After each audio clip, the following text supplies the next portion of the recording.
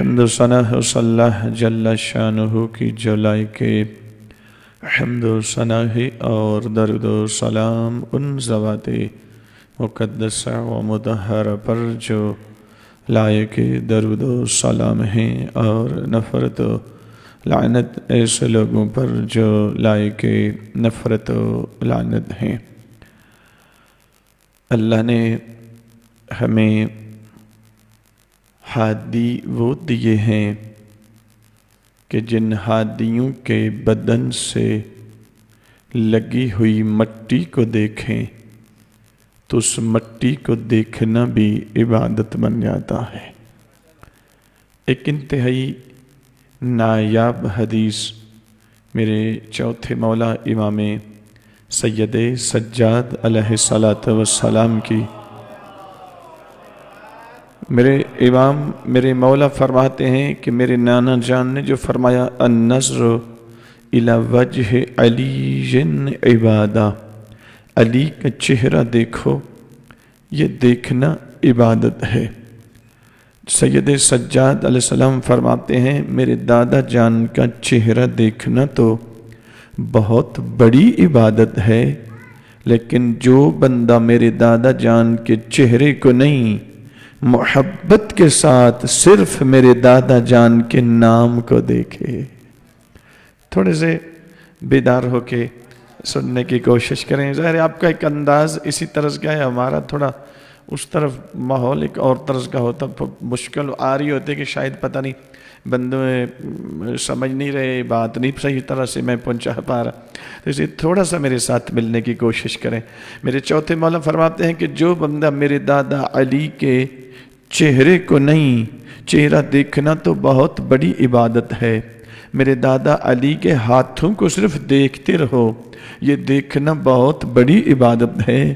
میرے امام فرماتے ہیں لیکن جو بندہ میرے دادا علی کے چہرے کو نہیں، محبت کے ساتھ صرف میرے دادا جان کے نام کو دیکھے، فرماتے ہیں وہ جب تک میرے دادا علی کے نام علی کو دیکھتا رہے گا، اللہ تب تک اس کے کیے ہوئے گناہوں کو مٹاتا رہے گا۔ جس علی کا نام دیکھنے سے گناہ مٹتے ہوں، اللہ جانے اس علی کا چہرہ دیکھنے سے کہ اور کا محمد نظر آئے۔ میرے چھٹے مولا کے جب ایک حدیث، ہماری حدیث کی 4 کتب مشہور ہیں، ویسے ہماری حدیث کی 9 کتب ہیں، ان میں سے ایک بحار الانوار ہے۔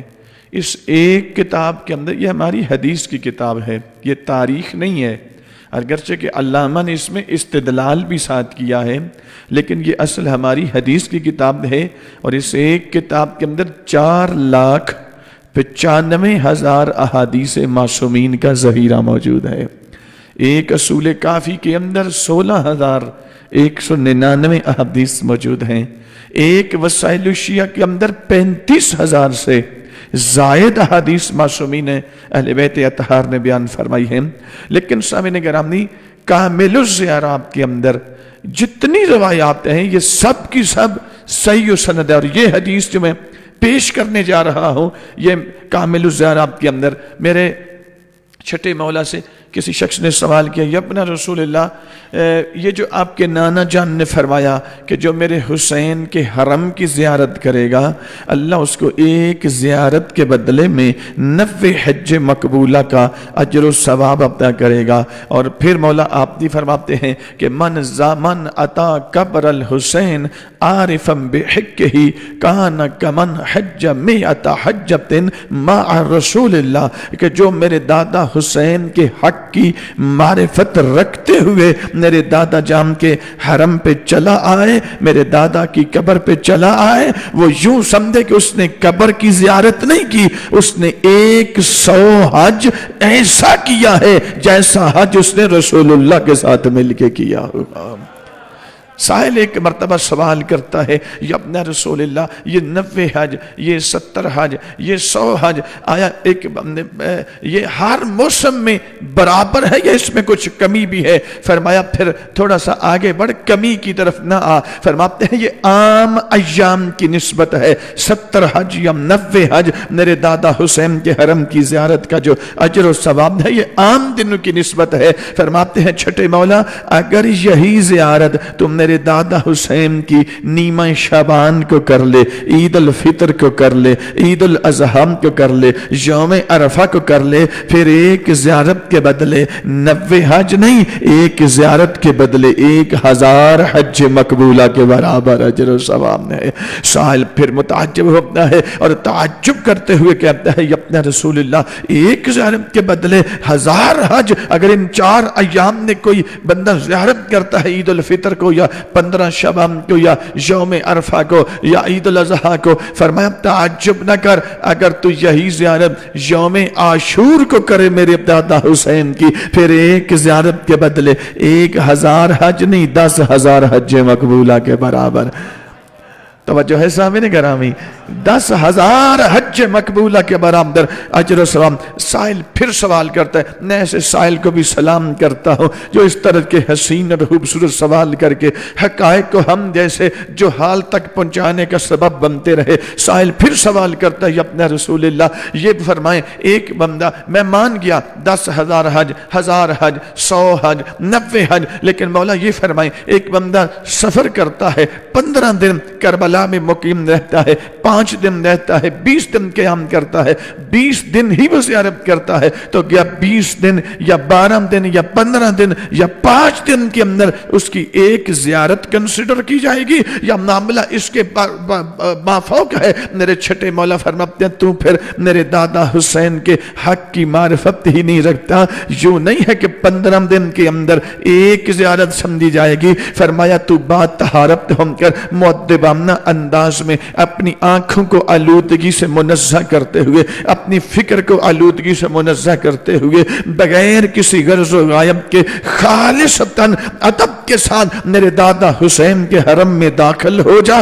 جتنی مرتبہ تو آنکھ بند کر کے کھولے گا اور جتنی مرتبہ تیری نظر میرے دادا حسین کے حرم پہ پڑے گی، اگر یوم عرفہ ہے تو ہر مرتبہ 1000 حج کے برابر۔ چھوٹا اگر وقت کو تقسیم کیا گیا نا اور سب سے چھوٹا وقت کا حصہ اگر بتایا گیا تو وہ پلک جھپکنا بتایا گیا۔ جیسے جناب نے آصف بن برخیہ نے کہا کہ مولا میں تخت بلقیس لے کے آتا ہوں، آپ پلک جھپکنے نہیں پائیں گے، میں آپ تخت بلقیس آپ کے قدموں میں رکھ دوں گا، اور اگر پلک جھپکنا وقت کا سب سے چھوٹا حصہ ہے، لہذا قرآن نے جو بتایا ہے سامنے گرامی تو میرے مولا فرماتے کتنا کام ہے تو پلک جھپکے آنکھ بند کر کے کھولے، جتنی مرتبہ تیری نظر میرے دادا حسین کے حرم پہ پڑے گی، اگر 15 شمان ہے تو ہر مرتبہ 1000 حج کا ثواب ملے گا، اگر یوم عاشور ہے تو ہر مرتبہ 10,000 حج کا ثواب ملے گا۔ بار محمد و آل محمد صلی اللہ علیہ وسلم۔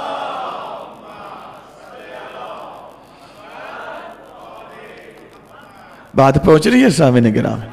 ولایت کس کو کہتے ہیں؟ اس لیے کہ تو حسین کے حرم پہ نہیں، تو ولی اللہ کے حرم پہ گیا ہے۔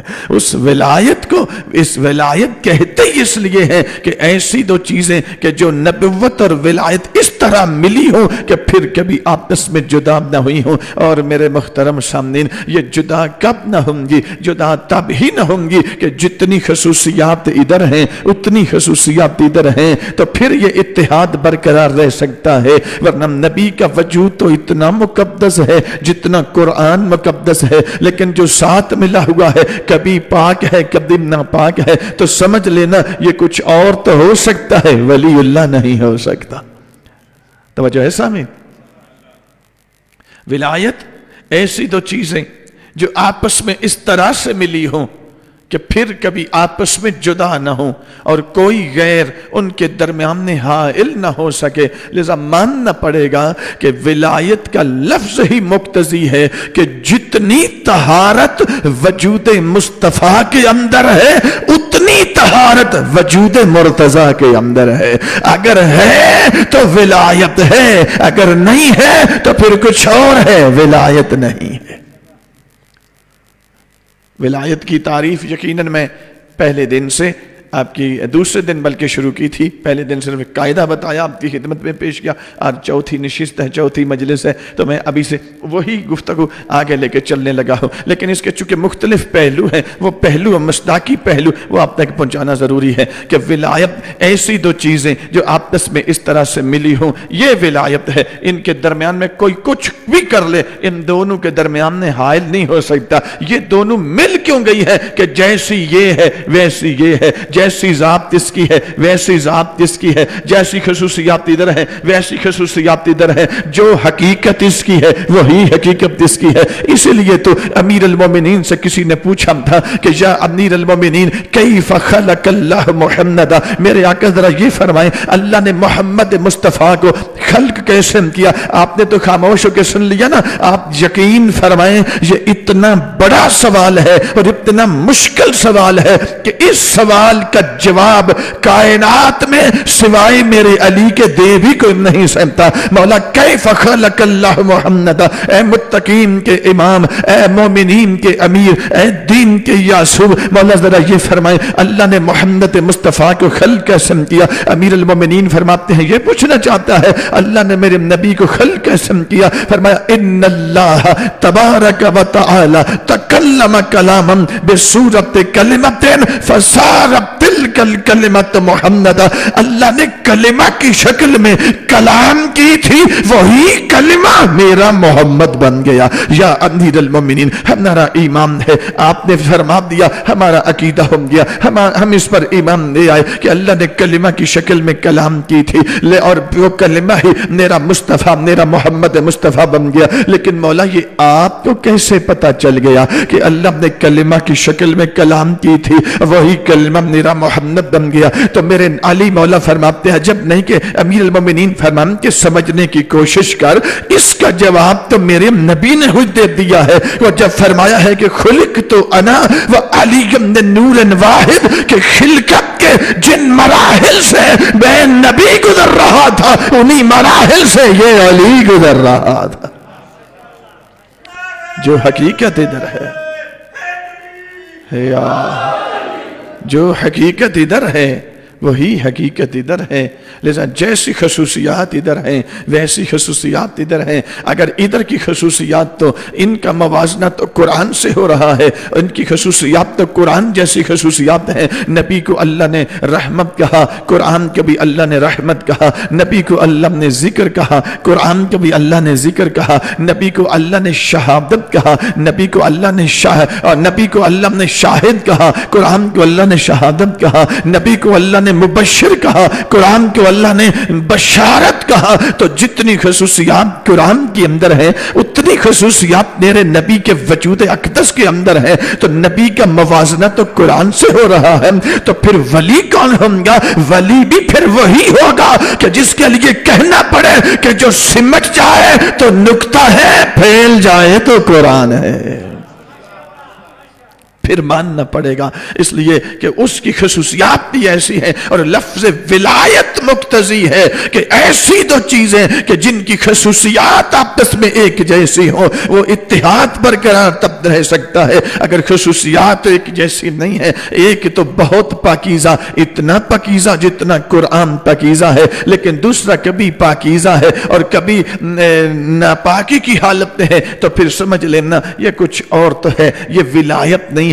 ولایت کا لفظ مقتضی ہے کہ یہ لفظ یہ اتحاد اور یہ اتفاق برقرار تب رہ سکتا ہے کہ جتنی طہارت میرے نبی کے وجود کے اندر ہے اتنی طہارت میرے علی کے وجود کے اندر ہے. سامعین یہاں پر میں رک کر کہنا چاہ رہا تھا کہ رضی اللہ اور سلام اللہ کیا ہوتا ہے؟ صلی علیہ السلام، جس کو یہ پیچھے پنجاب اسمبلی میں ایک تو 3 مہینے پہلے ایک بڑی خباثت انہوں نے کرنے کی کوشش کی، لیکن الحمدللہ ملت نے وہاں پر ایک بیداری کا ثبوت دیا اور پھر پنجاب اسمبلی کے سپیکر کو معافی بھی مانگنا پڑی اور بل بھی واپس لینا پڑا، ورنہ وہ دہشت گرد قوتوں کے ساتھ مل کر اس کو تقریباً گورنر کے پاس بھیج چکا تھا اور وہ سائن ہونا باقی تھے، لیکن الحمدللہ ملت تشیع نے ایک بیداری کا ثبوت دیا اور اس کو بل واپس بھی لیا اور پھر ٹیلی فون کر کے منتیں کرتا رہا اور پھر معافی بھی اس کو مانگنا پڑی۔ تو الحمدللہ تو یہ ایک انتہائی اہم اور حساس عنوان ہے، رضی اللہ بنا ہوا ہے پچھلے 2-3 مہینوں سے کہ رضی اللہ اور علیہ السلام کے سب ہی رضی اللہ ہیں۔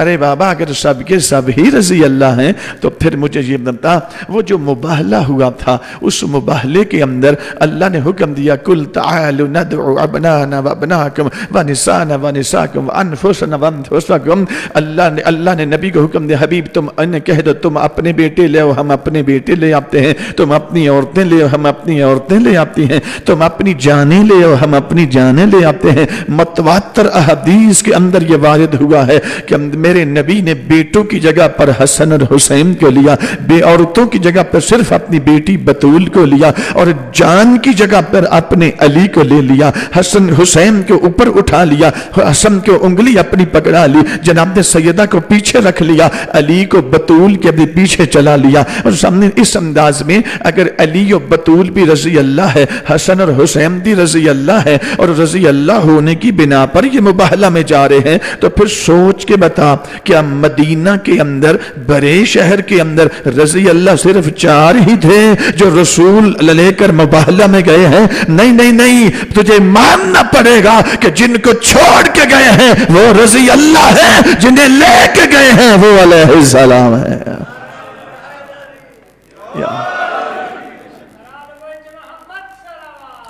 اللہم صلی اللہ محمد۔ بات پہنچ رہی ہے سامنے؟ تو میں تھوڑی سی اگر چاہیں تو میں پھر اس کی گفتگو کر دوں، اگرچہ کہ اسی کے ساتھ ریلیٹڈ ہے، ہمارے عنوان سے ہٹی گی نہیں، یہ بات ہٹی نہیں، بالکل اسی سے مربوط ہے۔ نبی کے وجود کے اندر جتنی طہارت ہے اگر اتنی طہارت ہی علی کے وجود کے اندر ہے تو علی ولی اللہ ہے، اگر اتنی طہارت نہیں ہے تو پھر کچھ اور ہے، پھر ولی نہیں ہے۔ میں بہت بڑی بات کر رہا ہوں اور ممبر پہ بیٹھ کے کر رہا ہوں، میری آواز اوپر کا سپیکر کھلا ہوا دور تک جا رہی ہے، جو سننا چاہے ریکارڈ کرنا چاہے، سامنے 2 کیمرے ریکارڈ کر رہے ہیں، نیٹ پہ بھی شاید لائیو جاری ہے، مجھے نہیں اس چیز کا اندازہ لیکن جاری ہے تو مجھے کوئی مشکل نہیں ہے۔ ایک بات ذہن میں رکھیں کہ علی ولی ہے اس صورت میں کہ جتنی طہارت وجود مصطفیٰ کے اندر ہے اگر اتنی طہارت ہی وجود مرتضیٰ کے اندر ہے تو وہ نبی اللہ ہے، یہ ولی اللہ ہے۔ تو سلام کس کو کہتے ہیں؟ اس لفظ کو پہلے سمجھ لیں، اور لفظ رضا یہ کیا ہوتا؟ سلام کی تعریف جس طرح میں نے لفظ ولایت کی تعریف پیش کی نا، اب یہ اتنی لمبی نہیں ہوگی لیکن آج کی نشست میں اس کو میں کوشش کروں گا کہ سبمٹ کرنے کی کم از کم تھوڑا سا ہمیں آگے بڑھنا ہے، کیونکہ ابھی ولایت کے مراحل باقی ہیں، ولایت کے جنبے باقی ہیں، ولایت کے مبادی باقی ہیں، تو وہاں تک پہنچنا ہے، اور آج یہ 4تھی مجلس ہے تو وقت بالکل پیچھے بہت تھوڑا سا ہے، تو میں کوشش کرتا ہوں۔ سلام کس کو کہتے ہیں؟ رضا کیا ہوتا ہے؟ لفظ رضا کیا ہے؟ اس کا مطلب کیا ہے؟ اس کا موضوع کس سے متعلق رکھتا ہے؟ اور لفظ سلام کی تعریف کیا ہے؟ حضرت علامہ حسن مصطفی ملت تشیع کا ناز اور فخر ہیں۔ اب تحقیق فی کلمات القرآن جلد نمبر 6 کے اندر 14 جلدیں ہیں، قرآن کے ہر لفظ کا معنی حقیقی بھی لکھا ہے اور معانی استعمالی بھی لکھے ہیں۔ حضرت علامہ حسن مصطفی نے اس کی جلد نمبر 6 کے اندر فرماتے ہیں کہ لفظ سلام کی تعریف کیا ہے؟ فرماتے ہیں ہی عبارت ان تحقق الاعتدال والنظم الکامل فیما بین الاجزاء وتنزہ عن النقص والعیب، ایسی ذات اور ایسا وجود کہ جس وجود کے اندر جتنے اجزاء اللہ نے رکھے ہیں، جتنی قوتیں اللہ نے رکھی ہیں وہ دیکھنے کی قوت ہے، وہ سوچنے کی قوت ہے، وہ واہمہ کی قوت ہے، وہ عاقلہ کی قوت ہے، وہ متحجلہ کی قوت ہے، وہ سننے کی قوت ہے، وہ سنگنن کی قوت ہے، وہ جتنی بھی قوتیں ہیں اور جتنے اجزاء اللہ نے اس بدن کے اندر رکھے ہیں، وہ تمام اجزاء اور تمام قوتیں ہر لمحہ حالت اعتدال میں رہے اور نظم کامل میں رہے۔ اس حالت اعتدال اور نظم کامل میں رہنے کی وجہ سے اس بدن کے نہ تو اندر سے نقص اٹھتا ہے نہ باہر سے نقص اندر آ سکتا ہے۔ جب یہ خصوصیات ہوں گی، ان خصوصیات کے مجموعے کو عربی میں سلام کہتے ہیں۔ ظاہر ہے تھوڑی سی ابھی پیچیدگی ہے، میں انشاءاللہ اس کو اور واضح کرتا ہوں۔ ایک دفعہ تعریف پھر سے سنیں۔ ہے یا عبارتن، لفظ سلام کس کو کہتے ہیں؟ ہے یا عبارتن ان تحقق الاعتدال والنظم الکامل فیما بین الاجزاء وتنزہ عن النقص والعیب۔ ایسی ذات، ایسا وجود کہ جس ذات اور وجود کے اندر اللہ نے جتنی قوتیں رکھی ہیں وہ قوتیں بھی اور جتنے اجزاء اللہ نے رکھے ہیں وہ تمام اجزاء بھی ہر لمحہ حق کے ساتھ موافقت رکھتے ہو، مخالفت نہ رکھے۔ پلک جھپکنے کے وقفے کے لیے بدن کے کسی جز کے اندر نہ قرآن کی مخالفت آئے، نہ شریعت کی مخالفت آئے، نہ قانون الہی کی مخالفت آئے۔ اس توافق کے حق کی وجہ سے اس بدن کے اندر جتنے اجزاء ہیں وہ توافق کے حق رکھتے ہیں۔ توافق کے حق کی وجہ سے ان کے اندر اعتدال ہے، اعتدال کی وجہ سے ان کے اندر نظم کامل ہے، نظم کامل ہونے کی وجہ سے نہ ان کے اندر سے نقص اٹھتا ہے نہ باہر سے نقص ان کے اندر جا سکتا ہے۔ ان تمام خصوصیات کے مجموعہ جس ذات میں پایا جائے اس ذات کو عربی میں سلام کہتے ہیں۔ بات پہنچ رہی ہے سامنے؟ سلام کی تعریف یہ کہ جتنی قوتیں اس بدن کے اندر ہیں اور جتنے اجزاء اس بدن کے اندر ہیں، کوئی ایک جزو بھی پلک جھپکنے کے وقفے کے لیے اللہ کے قانون کی مخالفت میں استعمال نہ ہوا ہو۔ چونکہ مخالفت میں نہیں ہے بلکہ توافق کے حق رکھتے ہیں یہ اجزاء بھی اور یہ قوتیں بھی۔ اس توافق کے حق رکھنے کی وجہ سے ان کے اندر ہر لمحہ اعتدال بھی ہے، نظم کامل بھی ہے۔ نہ اعتدال ٹوٹنے پاتا ہے نہ نظم کامل ٹوٹنے پاتا ہے۔ اس اعتدال اور نظم کامل کی دائمی کیفیات کی وجہ سے اس بدن کے اندر نہ تو نقص آتا ہے نہ باہر سے نقص اس میں اندر سے اندر جا سکتا ہے۔ اس وجہ سے ایسی ذات کو عربی میں سلام کہتے ہیں۔ بڑی جلدی کے ساتھ اب ایک دوسرا لفظ ہے جسے رضا کہتے ہیں۔ اس تعریف کا ذہن میں رکھیں اور پھر پلٹیں گے پیچھے۔ لیکن لفظ رضا، لفظ رضا کیا ہے؟ اب اس کی عربی تعریف پہ بالکل مختصر سا، تاکہ میری گھڑی پہ نظر ہے، میں کوشش کروں گا کہ وقت کے اندر ہی آپ کو زیادہ تنگ بھی نہ کیا جائے۔ ابھی 6 دن اور بھی باقی ہیں تو یہ نہ ہو کہ اگلے دن میں آئیں اکیلا ہوں اور 2-4 آپ خاص مومنین ہوں، باقی کو بندہ نظر نہ ہے۔ اس لیے میں کوشش کروں گا کہ اسی کو انشاءاللہ اپنے وقت کے اندر ہی اس کو اللہ کرے کہ خدا مجھے ایسے الفاظ دے اور وقت کے امام میری مدد فرمائیں کہ ایسے لفظ دیں کہ تھوڑے الفاظ کے اندر زیادہ مطالب میں آپ تک پہنچا سکوں۔ لفظ رضا کس کو کہتے ہیں؟ سامعین ایک چیز تو طے ہم دی نا کہ سلام کا تعلق وجود کے ساتھ ہے، ذات کے ساتھ ہے، موضوع کے ساتھ ہے، لیکن جو لفظ رضا ہے اس کا تعلق ذات سے نہیں ہوتا، اس کا متعلق فعل ہوتا ہے۔ فعل کے اندر اگر حسن آ جائے اور وہ حسن اللہ کو پسند آ جائے، اللہ وہاں پر اپنی رضا کا اعلان کرتا ہے، اور جس ذات کے اندر حسن آ جائے اللہ وہاں پر درود بھی بھیجتا ہے، سلام بھی بھیجتا۔ لفظ رضا متعلق بفعل ہے۔ یہاں ایک آیات کا ایک تسلسل قائم ہو سکتا ہے، صرف ایک آیت اختصار کی خاطر تاکہ مطلب مجسم ہو جائے کہ رسول اللہ نے درخت کے نیچے بیٹھ کر صحابہ کرام سے بیعت لی. صحابہ کرام آ کے بیعت کرتے تھے, یا رسول اللہ احد میں جو ہم سے کوتاہی ہوئی, اب یہ بھی کہا جاتا ہے کہ یہ ذکر نہ کریں. بھئی کیوں نہ کریں؟ ارے قرآن میں سورہ آل عمران میں اللہ نے کیا, اس کا مطلب تو قرآن پڑھنے سے ہمیں روکتا ہے.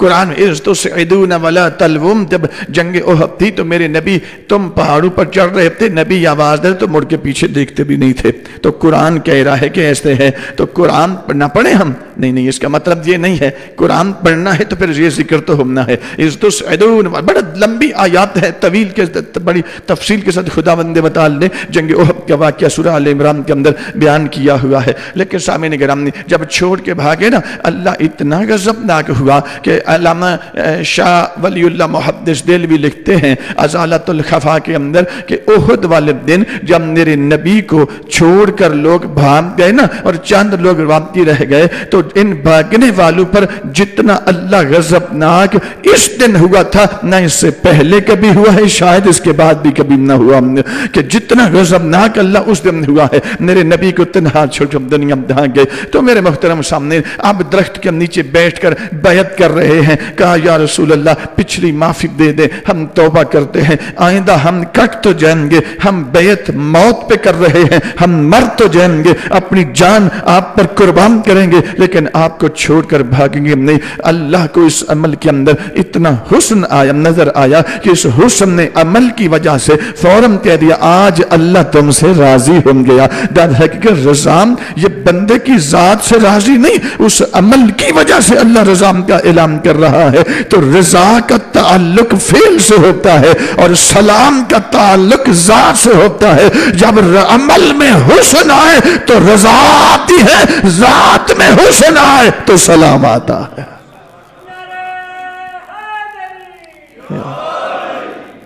اب تھوڑا سا حوصلہ کریں اور میرے ساتھ آگے بڑھیں.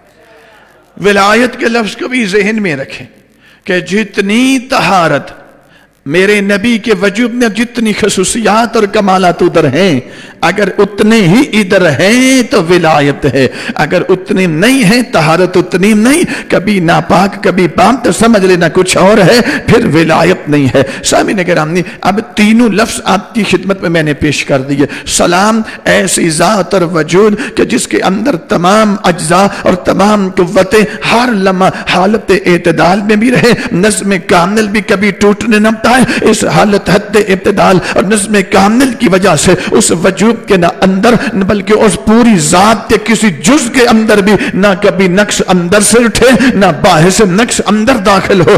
اس وجہ سے اس ذات کو سلام کہتے ہیں, اور جہاں ایسی خصوصیات ہو وہاں اللہ کا سلام آتا ہے, اور جس کے عمل میں حسن آ جائے وہاں اللہ کی رضا آتی ہے. اب میرے محترم سامنے علماء جو ہم لفظ ولایت کی ذہن میں رکھیں, 3 دن سے مسلسل ایک ہی معنی میں بیان کرتا چلا آیا ہوں. اب علماء یہود نے چھپ چھپ کر میرے آقا کا مشاہدہ کرنا شروع کر دیا. میرے آقا اپنی ظاہری طور پر بچپن ذہن میں رکھے, یوں نہیں ہے کہ اپنی میرے مولا نبی ہیں, دنیا کچھ کہتی رہے انہیں چھوڑے, ہمیں کسی سے تعلق ہی کوئی نہیں. ہمارے مولا کی خصوصیات ہی اتنی ہیں کہ اتنی خصوصیات اللہ نے یا قرآن میں رکھی ہیں یا وجود امام میں رکھی ہیں.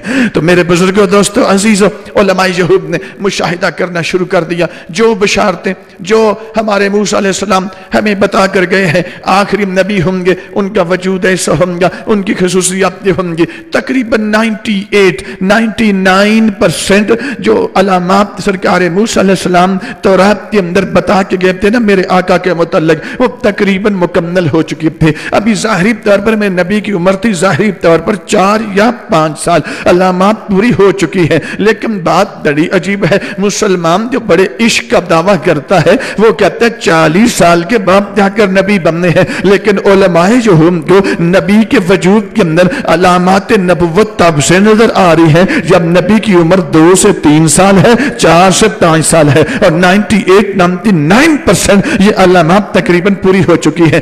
ایک عددی علامت ایسی ہے جو پوری ہونا باقی ہے. اب انہوں نے آپس میں ایک جرگہ بلایا, میٹنگ کال کی, اس میں کہا کہ علامات تو تقریباً پوری ہو چکی ہے، لیکن ایک آدھی علامت ایسی ہے، اس کے لیے کوئی طریقہ کار اسٹریٹجی بنا لی، طریقہ کار وضع کر لیا، سیدھے مکہ میں آئے، نبی اکرم کے دادا جان سرکار عبد المطلب کی بارگاہ میں حاضر ہوئے، مولا مسند پہ بیٹھے ہیں، 9 بیٹے سامنے ہیں، اور اتنے میں علماء یہود نے دستور زمانہ کے مطابق اب کر گفتگو کرنا شروع کر دی، آپ کا خاندان ایسا، آپ کے خاندان کے یہ کمالات ہیں، آپ کے خاندان کی یہ خوبیاں ہیں، آپ کے خاندان کے یہ اوصاف ہیں، اس طرح سے دستور زمانہ کے مطابق گفتگو کرنا شروع کر دی، آپ کے خاندان نے یہ احسان کیا ہے، یہ احسان کیا ہے، آپ بھی اسی طرح اپنی خاندانی روش کو باقی برقرار رکھے ہوئے ہیں، تو مولا جہاں تر عربوں کے اوپر آپ کے اتنے بڑے احسانات ہیں، ایک احسان ہمارے اوپر بھی کر دیں۔ فرمایا کیا احسان تم جاتے ہو؟ کہ مولا ہم چاہتے یہ ہیں، ہم آپ کو کھانے پر اپنے گھر بلانا چاہتے ہیں،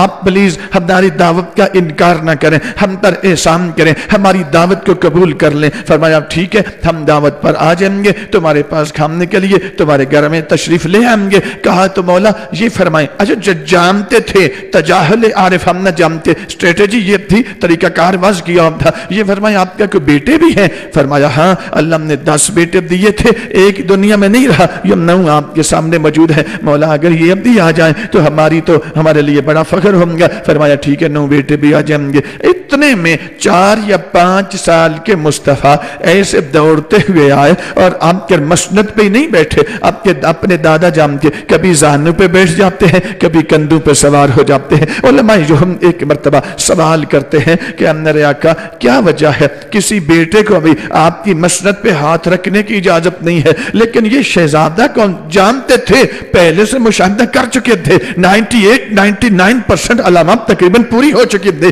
ایک آدھی علامت باقی تھی جس کے لیے اب طریقہ، مولا یہ شہزادہ کون ہے؟ کوئی بیٹا تو آپ کے مسند پہ نہیں بیٹھ سکتا آپ کے ہوتے ہوئے، لیکن شہزادہ کون ہے کہ جو آپ کے کبھی زانوں پہ بیٹھ جاتا ہے، کبھی آپ کے کندھوں پہ بیٹھ جاتا ہے؟ فرمایا یہ میرے اسی بیٹے کا بیٹا ہے جو اب دنیا میں نہیں رہا، عبداللہ کا بیٹا ہے۔ کہا کہ مولا اگر یہ صاحب تھا دینا، اب آنا اسی نقطے پہ تھا، لیکن طریقہ کار انہوں نے اس طریقے سے بنا لیا، مولا اگر یہ بھی آپ دینا تو پھر ہماری تو سعادتوں کی انتہا ہو جائیں گی۔ فرمایا بیٹوں کی نسبت تو میں نے فیصلہ دے دیا، اس کا اختیار میرے پاس نہیں، پہلے مجھے اجازت لینے دو پھر میں تجھے بتاتا ہوں۔ 80 سال کے دادا جان 5 سال کے مصطفیٰ سے پہلے اجازت لیتے ہیں پھر اوکے کرتے ہیں۔ فرمایا ٹھیک ہے، اس دن طے ہو گیا، وقت مقرر ہو گیا، جگہ کا تعین ہو گیا، مقرر دن پر وقت مقرر پر متعین رستے پر چلنا شروع کر دیا۔ پر چلنے کی ترتیب کیا ہے؟ 5 سال کے مصطفیٰ آگے ہیں، 80 سال کے دادا پیچھے ہیں، اور 9 بیٹے اپنے بابا جان کے پیچھے ہیں۔ ترتیب اس طرح سے کہ 5 سال کے مصطفیٰ کا قدم اٹھتا ہے تو 80 سال کے دادا کا قدم پڑتا ہے، 80 سال کے دادا کا قدم پڑتا ہے تو 9 بیٹے اسی طریقے سے پیچھے پیچھے چلتے ہیں۔ پھر نبی کا قدم اٹھتا ہے، دادا پیچھے پیچھے چلتے ہیں۔ میں تو اکثر کہتا ہوں شاید اللہ کو دادا کا، عبد المطلب علیہ السلام کا، سرکار رسالت امام کے پیچھے چلنے کا یہ انداز اتنا پسند آ گیا کہ اللہ نے مستقل طور پر آپ قیامت عصر ظہور نہیں بلکہ تا قیامت ایک قانون کلی بنا دیا کہ یا ایھا الذین آمنوا لا تقدموا بین یدی اللہ ورسولہ۔ اے صاحب ایمان، اگر تمہیں میرے نبی کے ساتھ مل کر کبھی چلنے کا موقع مل جائے تو خبردار تمہارا قدم میرے نبی کے قدم سے آگے نہ بڑھے، بلکہ ایسے چلو جیسے 80 سال کا دادا اپنے پوتے کے پیچھے پیچھے چل رہا۔ سامعین گرامی، ایک مرتبہ مقرر جگہ آ گئی، وہاں پہ پہنچ گئے، ادھر 9 بیٹے بیٹھ گئے، ادھر 80 سال کے دادا بیٹھ گئے، ادھر 5 سال کے یا 4 سال کے مصطفیٰ بیٹھ گئے۔ دسترخوان لگ گیا، کھانا رکھ دیا گیا، اب بیٹے انتظار میں ہیں، علامت پوری ہونے لگی ہے، جس کے لیے اتنی ساری انہوں نے اسٹریٹجی اور پالیس طریقہ کار بنایا۔ اب 9 بیٹے انتظار میں ہیں کہ بابا جان شروع کریں تو ہم بھی شروع کریں، پر 80 سال کے دادا انتظار میں ہیں کہ میرا مولا شروع کرے تو میں بھی شروع کروں۔ میں تو اکثر کہتا ہوں یہ کائنات میں پہلا اور آخری دادا ہے جو اپنے پوتے کو بھی اپنا مولا کہہ رہا ہے۔ تو سامعین گرامی، ایک مرتبہ بیٹے انتظار میں، بابا جان شروع کریں، ہم شروع کریں، 80 سال کے دادا انتظار میں کہ میرے مولا شروع کریں تو میں بھی شروع کروں، لیکن حالت کیا ہے؟ اب چلتے چلتے نظریں سب کی 5 سال کے مصطفیٰ پر، علماء یہود کی نظریں بھی میرے نبی پر، 80 سال کے دادا کی نظریں بھی میرے نبی پر، 9 چچوں کی نظر بھی میرے نبی پر، لیکن میرے آقا ایسے نفس مطمئنہ بن کے بیٹھے ہیں، نہ نظر اٹھا کے کھانے کو دیکھتے ہیں، نہ اس کی طرف ہاتھ بڑھاتے ہیں، نہ نظر اٹھاتے ہیں، نہ اس کو دیکھتے ہیں، نہ اس کی طرف ہاتھ بڑھاتے ہیں۔ بھئی روایت کا جملہ ہے، اب ہاتھ ایک کی نظروں کا محور میرے نبی کا وجود ہے، علامت اب پوری ہونے لگی ہے۔ ایک یہودی عالم آگے بڑھا، کہا مولا آپ شروع کریں نا، آپ کے دادا بھی انتظار میں ہیں، آپ کے چچا بھی انتظار میں ہیں کہ آپ شروع کریں گے تو ہم شروع کریں گے، لیکن میرے آقا نے نہ اس کی باپ کی طرف توجہ دی، نہ کھانے کی طرف ہاتھ بڑھایا، نہ کھانے کی طرف نظر اٹھائی۔ اچھا وہ پیچھے ہٹا، ایک دوسرا یہودی، علامت پوری ہونے لگی ہے، دوسرا یہودی عالم نے آگے بڑھا، اس نے کیا کیا؟ کہا کہ چلے میں پھر اپنے ہاتھ سے، اگر یہ نہیں نہ کھاتے میں کھلاتا ہوں۔ یہودی عالم نے ایک لقمہ توڑا، لقمہ توڑ کر میرے نبی کے لبوں کے قریب کیا، اپنی نبی کے لبوں کو وہ لقمہ چھوا نہیں تھا جو اس کا ہاتھ لقمے سمیت کبھی دائیں سے پیچھے گزر جاتا ہے، کبھی بائیں سے پیچھے گزر جاتا ہے۔ میرے محترم سامنے جب اس طرح ہوا، کبھی دائیں سے پیچھے، پچھلے یہودی اب علامت اب پوری ہو رہی ہے، پچھلے یہودی اب چلائے، اندر سے اطمینان نہ رہا ہے لیکن پھر چلائے، کہا کیا بدتمیزی ہے، اس انداز میں اتنے مقدس مہمان کو بلا کر ایسے کھانا کھلایا جاتا ہے، پیچھے ہٹ میں کھلاتا ہوں۔ دوسرا یہودی آگے بڑھا، اس نے بھی لقمہ توڑا، میرے آقا کے لبوں کے قریب کیا، وہ لقمہ میرے نبی کے لبوں کو چھوا نہیں ہے بلکہ ہوا کیا، اس کا ہاتھ لقمے سمیت کبھی ادھر سے پیچھے گزر جاتا ہے، کبھی بائیں سے پیچھے گزر جاتا ہے۔ یہودی پھر چلاتے ہیں، تیسرے یہودی نے بھی لقمہ توڑا، نبی کے لبوں کے قریب کیا، وہ اس کا ہاتھ بھی کبھی ادھر سے پیچھے کبھی ادھر سے پیچھے، اب آپس میں علامت اب پوری ہو رہی ہے لیکن اندر سے اطمینان نہ آ رہا ہے، لیکن علامت پوری کرنا چاہتے ہیں کہ اب شاید یہ کھانا انہیں اتنا پسند نہیں ہے، وہ جو اندر ایک اور کھانا پڑا ہوا نا وہ لے آؤ، وہ اندر کھانا اور رکھا ہوا تھا وہ کھانا اٹھا کر لے آؤ۔ وہاں سے ایک یہودی اور آگے بڑھا، اس نے لقمہ توڑا، لقمہ توڑ کر میرے نبی کے لبوں کے قریب کیا، نبی کے لبوں کے قریب ہونا تھا، ابھی لقمہ نبی کے لبوں کو مس نہیں ہوا، ٹچ نہیں ہوا، جو اس کا ہاتھ لقمے سمیت زمین کے ساتھ جا کے ٹکرا دیا، ایسے پھر پیچھے سے چلا۔ کیا بدتمیزی ہے، اس طریقے سے کھانا کھلاتے ہو، پیچھے ہٹ میں کھلاتا ہوں۔ اب 9 چچا بھی انتظار کے یہ منظر دیکھ رہے ہیں، دادا جان بھی نفس مطمئنہ بن کر اپنے پوتے کے وجود کی طہارت کا منظر دیکھ رہے ہیں۔ ایک مرتبہ دوسرا یہودی آگے بڑھا، اس نے بھی لقمہ توڑا نئے کھانے سے، جیسے لقمہ میرے نبی کے لبوں کے قریب دیا، لقمہ میرے نبی کے لبوں کو مس نہیں ہوا بلکہ اس کا ہاتھ لقمے سمیت زمین کے ساتھ ٹکرا گیا۔ اس کا ہاتھ لقمے سمیت ٹکرانا تھا جو سارے علماء میرے نبی کے قدموں پہ گر پڑے اور کہنے لگے آج تک کہتے رہے موسیٰ کلیم اللہ تیرے وجود کی طہارت کو دیکھ کے کہتے ہیں محمد رسول اللہ۔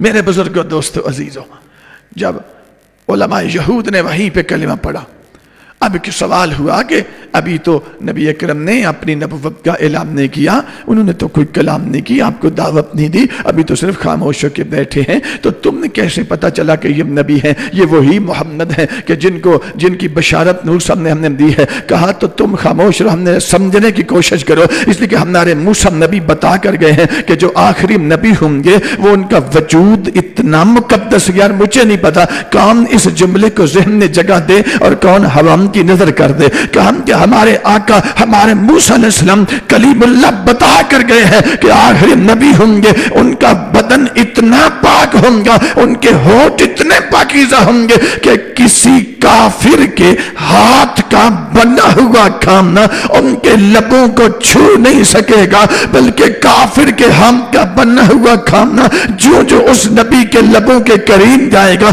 کبھی پیچھے گزر جائے گا کبھی نیچے گر جائے گا۔ تو پھر مجھے کہنے کا حق ہے کہ جب کافر کے ہاتھ کا بنا ہوا کھانا نبی کے لبوں کو چھو نہیں سکتا تو پھر ابو طالب کو کافر کہتے ہوئے مسلمان تجھے شرم آنا چاہیے، اس لیے کہ ابو طالب اگر کافر کافر ہوتے تو محمد کو اٹھا کر اپنی گود میں بٹھا کر اپنے ہاتھوں سے کھانا کھلا کیسے لیتے؟ اللہم صلی علی محمد. بات پہنچ رہی ہے سامنے گرامی؟ اگر ابو طالب بھی ایسے ہی ہوتے جیسے علماء یہود تھے تو پھر چونکہ بشارت علامت بتا کے گئے سرکار موسیٰ علیہ السلام جو آخری نبی ہوں گے، ان کا ہونٹ اتنے پاکیزہ ہوں گے، ان کا بدن اتنا پاکیزہ ہوں گا کہ کسی کافر کے ہاتھ کا بنا ہوا کھانا اس نبی کے لبوں کو چھو نہیں سکے گا، کبھی پیچھے گزر جائیں گا، کبھی زمین پہ گر جائیں گا. تو پھر اگر ابو طالب تیرے طرح ہوتے اور تیرے نظریے کے مطابق ہوتے تو یہ تو 40 سال تک اپنے ہاتھوں سے لقمے توڑ توڑ کر نبی کو کھلاتا بھی رہا ہے، نبی کو پلاتا بھی رہا ہے. 10 میرے محترم سامعین، یہ تو میں نے نمونے کے طور پر نبی کے وجود کی طہارت بتائی ہے. اب پچھلے تینوں لفظ ذہن میں رہے، سلام کس کو کہتے ہیں، رضا کس کو کہتے ہیں، اور ولایت کس کو کہتے ہیں. ایسی دو چیزیں جو آپس میں اس طرح سے ملی ہوں کہ پھر کبھی آپس میں جدا نہ ہوں. یہ جدا تب نہیں ہو سکتی کہ جتنی طہارت وجود مصطفیٰ کے اندر ہے اگر اتنی ہی وجود مرتضیٰ میں ہے تو پھر ولایت ہے، اگر اتنی نہیں ہے تو سمجھ لینا کچھ اور ہے، پھر ولایت نہیں ہے. آئیں ذرا اپنے آقا سے یہ میزان تو مل گیا نا کہ نبی کا وجود اتنا پاکیزہ کہ کسی کافر کے حق کا بنا ہوا ناپاک کھانا، حرام یا مشکوک کھانا میرے نبی کے لبوں کو چھونے کے قابل نہیں، چھو نہیں سکتا. تو آئیں اگر تو علی کے وجود میں بھی اتنی ہی طہارت ہے جتنی نبی کے وجود میں ہے تو پھر علی ولی اللہ ہے. اگر اتنی طہارت نہیں، کیوں وہ بندہ ولی بن ہی نہیں سکتا، کبھی پاک ہو کبھی ناپاک ہو. وہ ولایت کیسی؟ ولایت تو ایسی دو چیزوں کے ملنے کا نام ہے کہ مل جائے پھر کبھی جدا نہ ہو. تو جدا تب ہی نہیں ہوں گی کہ جتنی طہارت وجود مصطفیٰ میں ہوگی اتنی طہارت وجود مرتضیٰ میں ہوگی. اگر اتنی طہارت نہیں ہے، یہ جو ساتھ والی شخصیت ہے کبھی پاک اور کبھی ناپاک، تو کچھ اور تو ہے، یہ ولی نہیں ہے. ولایت کا لفظ مقتضی ہے کہ اتنی ہی طہارت. اب میں آپ کی خدمت میں عرض کروں میرے محترم سامعین، اب سمجھ آتی ہے اللہ اپنے نبی پر صلوات بھی بھیجتا ہے، سلام بھی بھیجتا ہے. یہ نہیں کہا کہ اب میرا نبی بھی رضی اللہ بن گیا، اس لیے کیونکہ نبی کے وجود کے اندر نہ باہر سے حرام داخل ہو سکتا ہے نہ اندر سے نقص اٹھ سکتا ہے. چونکہ نبی کے وجود کے اندر اللہ نے جتنے اجزاء رکھے ہیں وہ تمام اجزاء بھی اتنے ہی مقدس ہیں جتنا قرآن مقدس ہے. نہ قرآن میں عیب آ سکتا ہے نہ نبی کی اجزاء میں عیب آ سکتا ہے. جتنی طہارت قرآن میں رکھی ہے اتنی طہارت وجود مصطفیٰ کے اندر رکھی ہے. تو ولایت بھی آگے سے، اس لیے نبی کی ذات پر اللہ سلام بھی بھیجتا ہے، اللہ درود بھی بھیجتا ہے. اب میرے محترم سامنے سلام ذہن میں ہے جو اس کی تعریف جتنی قوتیں اور اجزاء کہ ان کے اندر ہر لمحہ طواف کے حق پر اندر مخالفت حق نہ پائی جائے، حالت اعتدال بھی ہو، نظم کامل بھی ہو، اور اس وجہ سے نہ اندر سے نقص اٹھے نہ باہر سے نقص اندر جا سکے. ان تمام خصوصیات کے مجموعے کو عربی میں سلام کہتے ہیں. اب سمجھ آتی ہے کہ اللہ میرے نبی، کیونکہ جس نبی کے لبوں سے حرام چھو نہیں سکتا اس نبی کے وجود کے اندر حرام اتر کیسے سکتا ہے؟ تو جب حرام اترے گا نہیں تو نہ اندر سے نقص اٹھے گا نہ باہر سے نقص اندر جا سکے گا. صلوات بر محمد و آل محمد.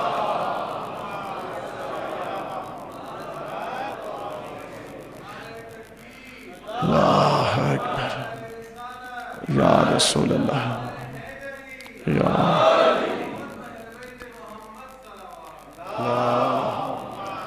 صلی اللہ محمد. بہت محدود سا وقت ہے لیکن ایک حدیث سن لے تاکہ آج کی گفتگو کا از کم نتیجہ خیز ہو جائے. سامعین گرامی، اب جو میں حدیث پڑھنے لگا ہوں، اگر تو وجود علی میں اتنی ہی طہارت ہے تو پھر ولایت ہے، اگر اتنی نہیں تو پھر کچھ اور ہے، ولایت نہیں.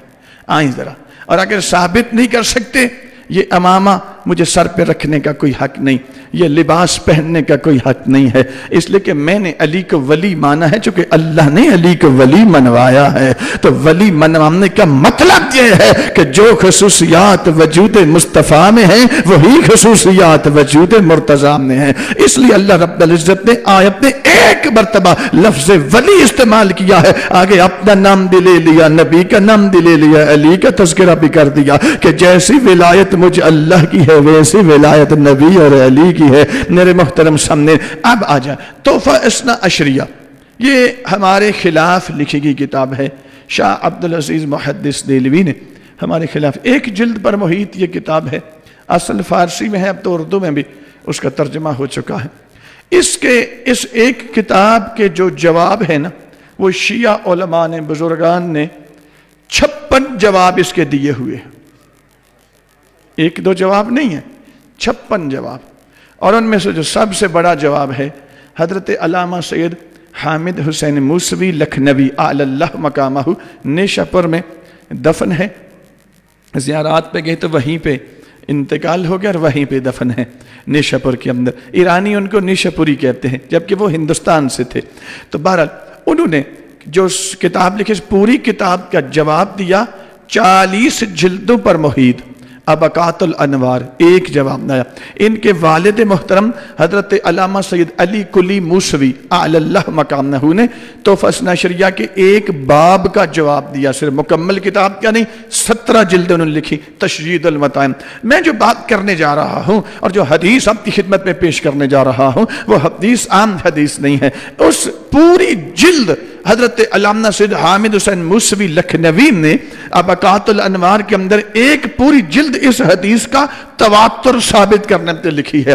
حدیث متواتر اس حدیث کو کہتے ہیں کہ جس کی فضیلت اس طرح ہو کہ جیسے قرآن کی آیت کے انکار سے بندہ کفر میں چلا جاتا ہے، حدیث متواتر کے انکار سے بھی بندہ کفر میں چلا جاتا ہے۔ یہ اہمیت میں نے اس لیے بتائی کہ یہ عام حدیث نہیں ہے۔ کون سی حدیث ہے؟ حدیث کا نام ہے حدیث سد الابواب، یعنی مسجد نبوی کے اندر جس کا دروازہ کھلتا تھا ان سب کے دروازوں کو بند کروائے جانے والی حدیث۔ میرے آقا نے تمام صحابہ کرام کو آواز دی، الصلاۃ الجامعہ کا اعلان کیا، صحابہ کرام نے اکٹھے حاضر ہوئے میرے آقا کی بارگاہ میں مسجد نبوی میں۔ میرے آقا منبر پہ تشریف فرما ہوئے، میرے نبی نے ایک اعلان کیا، فرمایا سنو اللہ کا ایک حکم آیا ہے، میں وہ حکم تمہیں پڑھ کے سنانے لگا ہوں۔ مولا آپ نے حکم فرمائے، میرے نبی فرماتے ہیں کہ اللہ حکم دے رہا ہے کہ آج کے دال جس کا دروازہ مسجد نبوی کے اندر کھلتا ہے، باپ پچھلی ذہن میں رہے،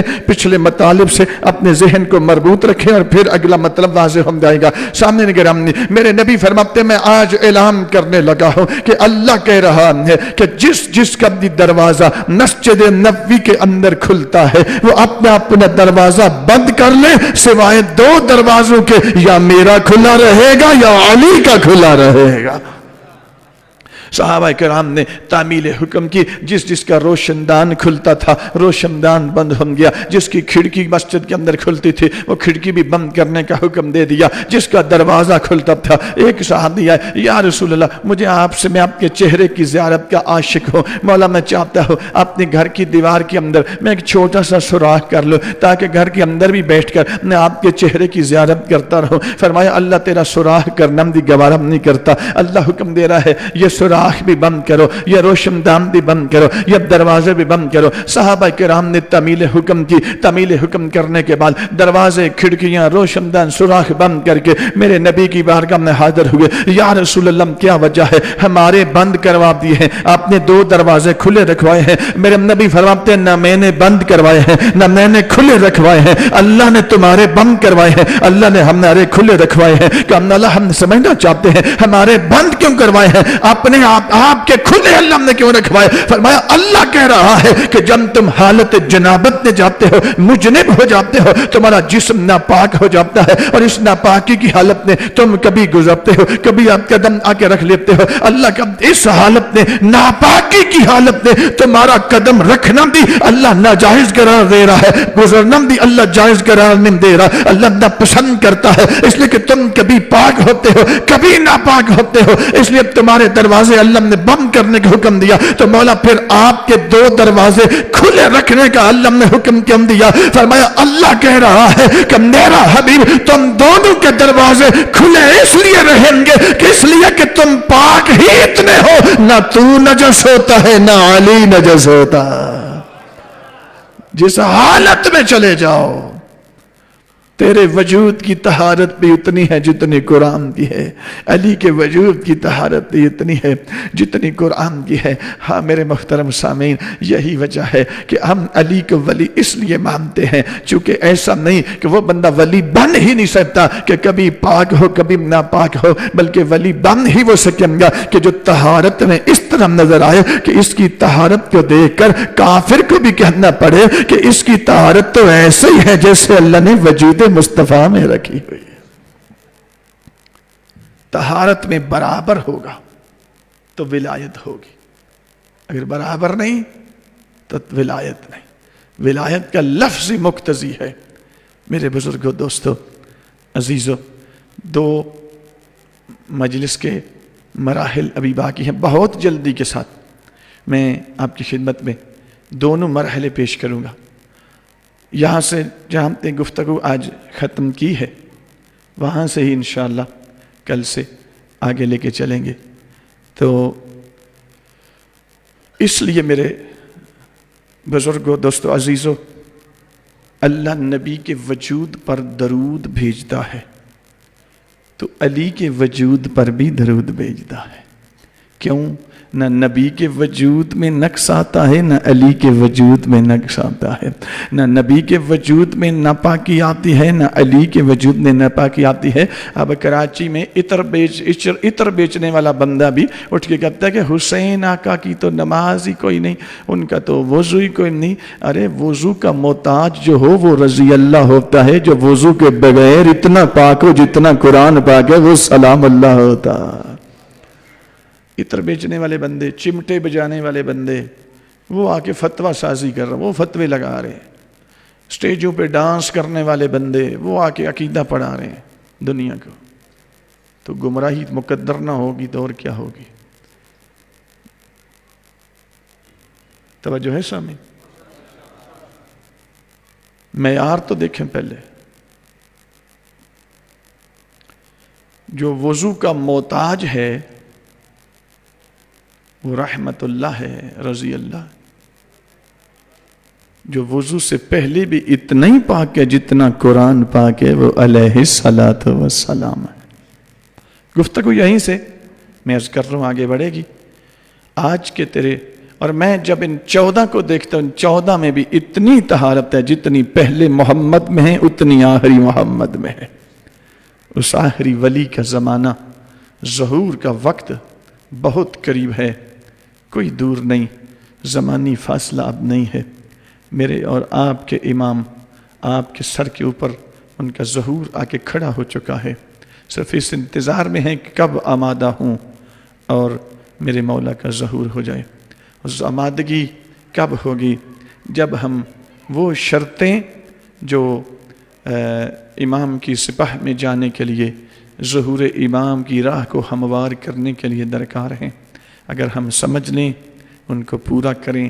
میں اگر ایک بندہ بھی ان شرطوں کو پورا کرنا شروع کر دے، ہماری آؤٹ پٹ ہو گئی، ہمیں نتیجہ مل گیا۔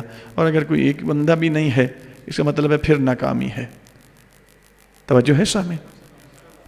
تو 10 شرطوں میں سے ایک شرط یہ ہے، ہماری قوم کو نا لگا دیا گیا ہے کہ تم نعرہ لگا لو، تمہیں کوئی فکر نہیں۔ اور بھائی جنت میں جانا تو بہت دور کی بات ہے، امام کی سپاہ میں جانے کی بات کرو۔ وہ جنت میں جانے کے بعد سپاہ میں نہیں جاؤ گے، سپاہ میں پہلے جانا ہے، جنت میں بعد میں جانا ہے، ورنہ بڑے مشکل مراحل ہیں، وہ بھی انہیں ائمہ نہیں بتائے۔ وہ بندہ جائے گا حجت خدا کی سپاہ میں کہ اگر اس کو حدود الہیہ کا نفاذ کرنا پڑے اور وہ نفاذ کرے تو فقہ آل محمد اور قانون الہی اس کے نفاذ کو صحیح تسلیم کر لے، اس کی رد نہ کرے یا اسے نفاذ کرنے سے روکے نہیں۔ ظاہر ہے اس جملے میں تھوڑا سا اجمال ہے، میں 2-3 منٹ میں انشاءاللہ کوشش کرتا ہوں اس کو بیان کرنے کی۔ وہ بندہ جائے گا حجت خدا کی، یہ شرطیں وہ ہیں کہ اگر ایک شرط سمجھ لی جائے تو اپنی حیثیت معلوم ہو جاتی ہے کہ میں کہاں پہ کھڑا ہوں۔ اور یہ میرے آنے کا مقصد یہ ہے کہ ہمیں کم از کم جہاں ہم کھڑے ہیں وہ کون سی جگہ ہے، ابھی حیثیت کیا ہے، ہمارا رخ کدھر ہے، اور امام کہاں پہ تشریف فرما ہے، ہمارا رخ کیوں نہیں اس طرف ہو رہا اور اسی کی طرف کرنا ہے۔ عزیزان، وہ بندہ جائے گا حجت خدا کی سپاہ میں کہ جو حدود الہیہ کا اگر اس کے ہاتھ سے نفاذ کیا جائے تو فقہ آل محمد، مذہب آل محمد، قرآن اور قانون الہی اس کے نفاذ سے اسے روکے نہیں بلکہ اس کو صحیح تسلیم کر لے۔ اچھا، میں بڑی جلدی سے بیان کر کے، وقت نہیں ہے اتنا، بہت جلدی سے میں 10 منٹ کے اندر فضائل یہ بھی اور مصائب بھی انشاءاللہ مکمل کر دوں گا۔ اس کا مطلب یہ ہے کہ نافذ کون کر سکتا ہے؟ نافذ وہ کرے گا کہ جس کے اپنے اوپر کوئی حد نافذ ہونے والی نہ ہو۔ یعنی فرض کریں کوڑے شریعت نے کوئی سزا مقرر کی تو اس نے خود، جو بندہ اب نافذ کر رہا ہے، سزا دینے لگا ہے، تو اس نے وہ جرم خود نہ کیا ہو، اور اگر خود ہی مجرم ہے تو اس کے نفاذ کو فقہ اجازت نہیں دے گی، مذہب اجازت نہیں دے گا۔ میں چلے آپ کو ایک مثال دے دیتا ہوں۔ ایک حکمران تھے، پرانے وقتوں کی بات ہے، میں نام نہیں لوں گا۔ ان کے بیٹے نے شراب پی لی۔ جو کتابوں سے شغف رکھتے ہیں وہ تو پہنچ جائیں گے، اور جو نہیں رکھتے چلیں بات سن لیں اور جملے کا لطف لے لیں۔ البتہ بہت پرانے وقت کی بات ہے، میرے علی مولا کے دور کی بات ہے، اور امیر المومنین امام حسن موجود ہیں۔ ایک حکمران کے بیٹے نے شراب پی لی۔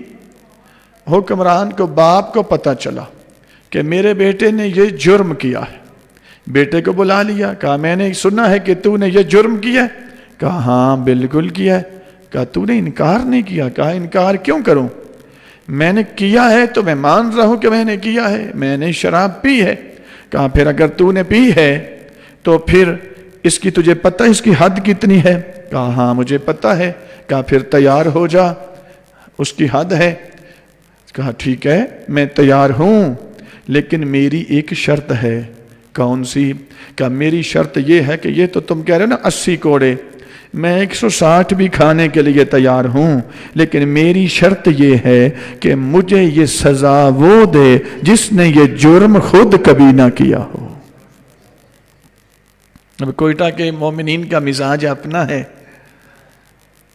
کہ خوش خاموش رہ کے لطف لیتے ہیں۔ جس نے یہ جرم خود کبھی نہ کیا ہو مجھے یہ سزا وہ دے۔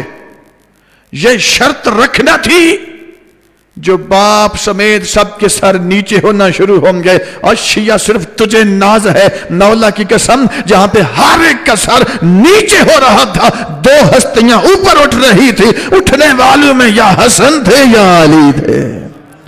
امیر المومنین نے اٹھتے ہوئے کہا بیٹا حسن، چاہے میں ماروں چاہے تو مارے، نہ میں نے کبھی پی ہے نہ تو نے کبھی پی ہے۔ یہ ناپاکی نہ میرے قریب کبھی آئی ہے نہ تیرے قریب کبھی آئی ہے۔ یہ مثال میں نے آپ کو دی کہ نافذ کون کرے گا؟ جس کے اپنے اوپر حد نافذ ہونے والی نہ ہو، جو خود ہی افتخار چودھری کی طرح 21,000 دہشت گردوں کا سرغنہ ان کو آزاد کرنا، اس کی حد کو قرآن اور فقہ حد کا نفاذ کی اجازت نہیں دیتی، اس لیے اس کی دی ہوئی طلاق آل محمد کا مذہب طلاق نہیں مانتا۔ ان عدالتوں کی بہت سارے احکام ہیں ایسے، نافذ کرنے کی اجازت نہیں دیتا۔ آپ کو الگ سے فقہ اہل بیت کے مطابق اپلائی کرنا پڑتا ہے. معاملات تو زندگی میں پیش آتے ہیں نا اس طرح کے. جب وہ بندہ جائے گا حجت خدا کی سپاہ میں، اگر کسی جرم کے لیے بھی حد نافذ کرنے کا اسے کہا جائے اور وہ کرے تو اس کا نفاذ کو آل محمد کا مذہب رد نہ کرے، قبول کر لے، اس کو اجازت دے دے. کہیں ایسا نہ ہو کہ وہ جرم کہ کسی فحاشی کسی نے کی ہے، فحشا کا ارتکاب کیا، زنا نعوذ باللہ کیا، اور جو سزا دینے لگا ہے کہیں وہ بھی اسی کا مرتکب ہے تو یہ نہیں دے سکے گا.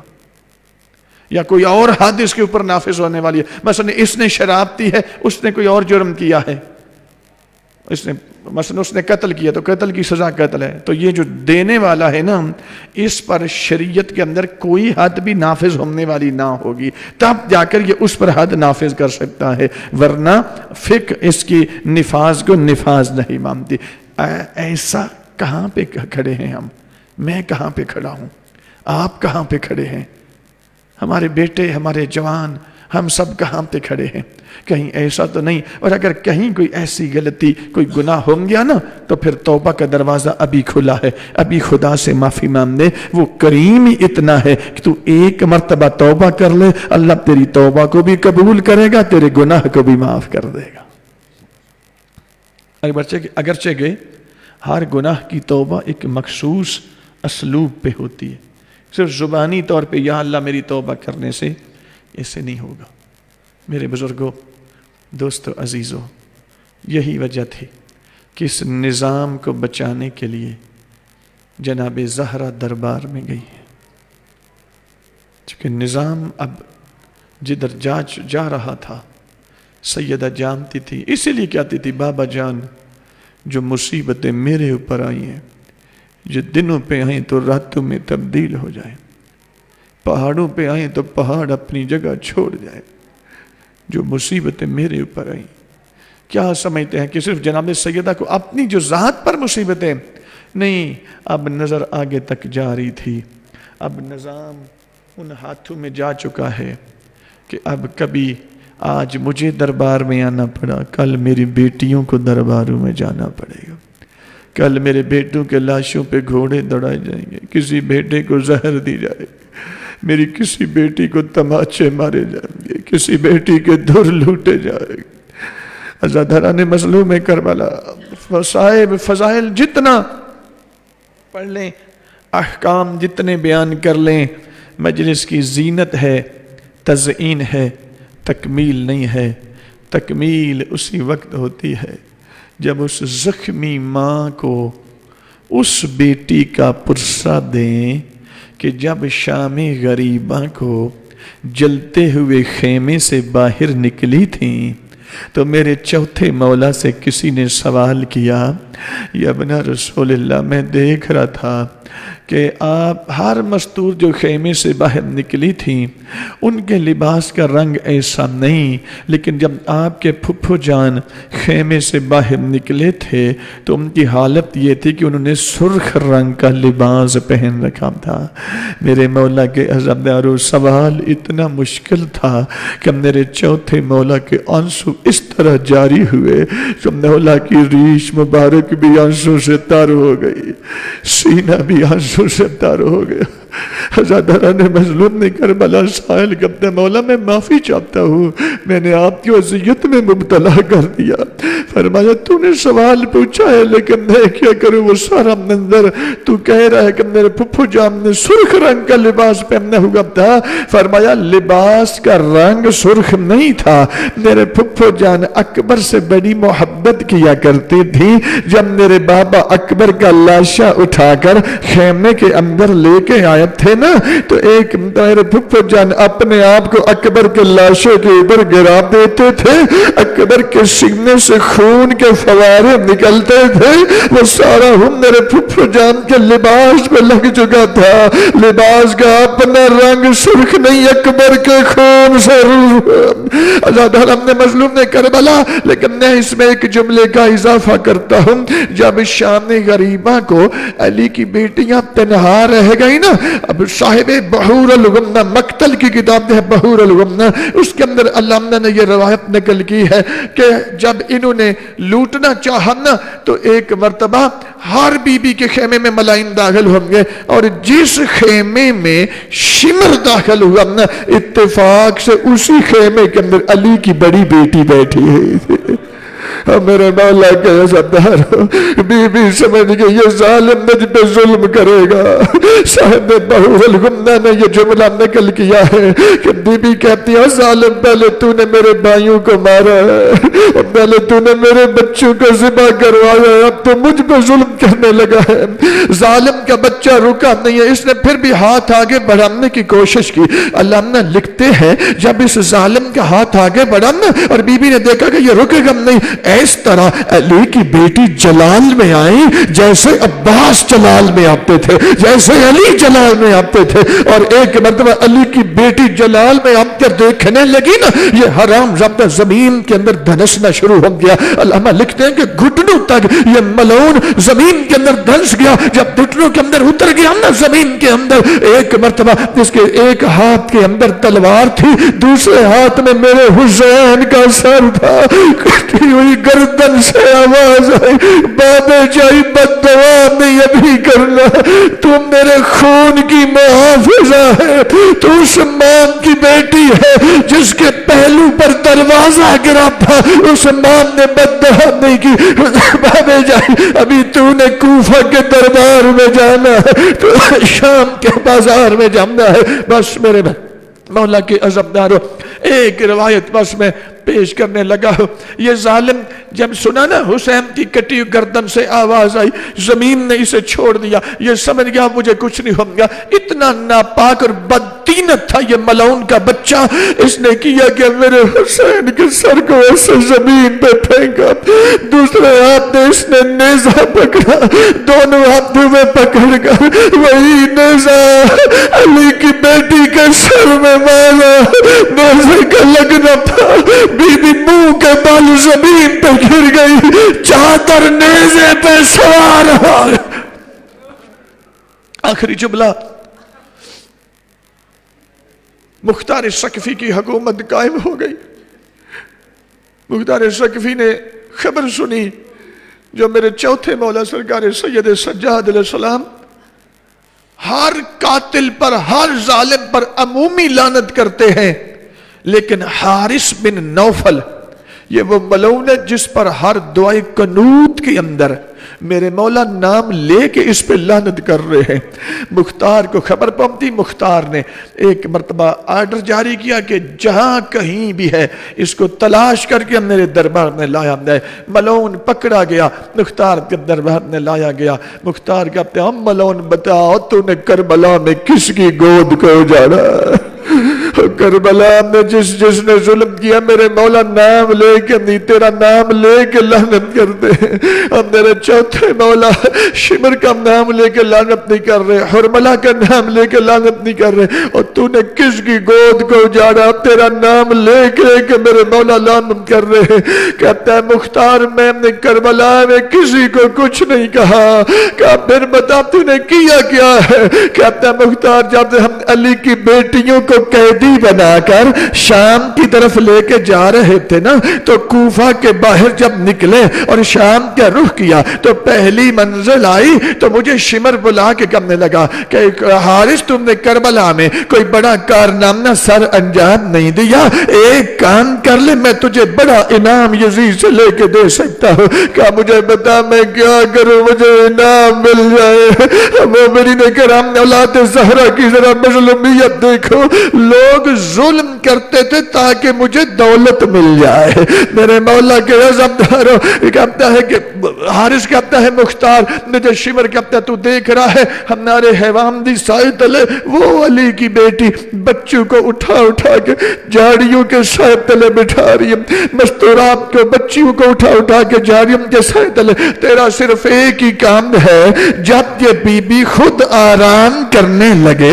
تو نے اسے سونے نہیں دینا۔ کہتا ہے مختار میں ہاتھ ہاتھ میں ایک درہ لے کے بیٹھ گیا. میں دیکھتا رہا بی بی بچے کو اٹھا اٹھا کے چھوٹی چھوٹی جھاڑیوں کے نیچے سلا رہی ہے. جب بی بی فارغ ہو گئی میں سمجھ گیا اب یہ بی بی خود آرام کرے گی. میں نے دیکھا بی بی زمین پہ بیٹھی اپنی زخمی پیشانی اپنے زخمی زامنوں پہ بھی لگانا چاہتی تھی. میں نے پیچھے سے جا کر وہی درہ پوری قوت کے ساتھ عباس کی بہن کے سر پہ مارا. بی بی زمین پہ گر پڑی. روح نجف کی طرف پھر گیا. آواز آئی بابا علی بابا جا میں تیری بیٹی کا سر زخمی ہو گیا. بابا مجھے چھڑانے والا کوئی نہیں رہ گیا. بابا اپنی بیٹی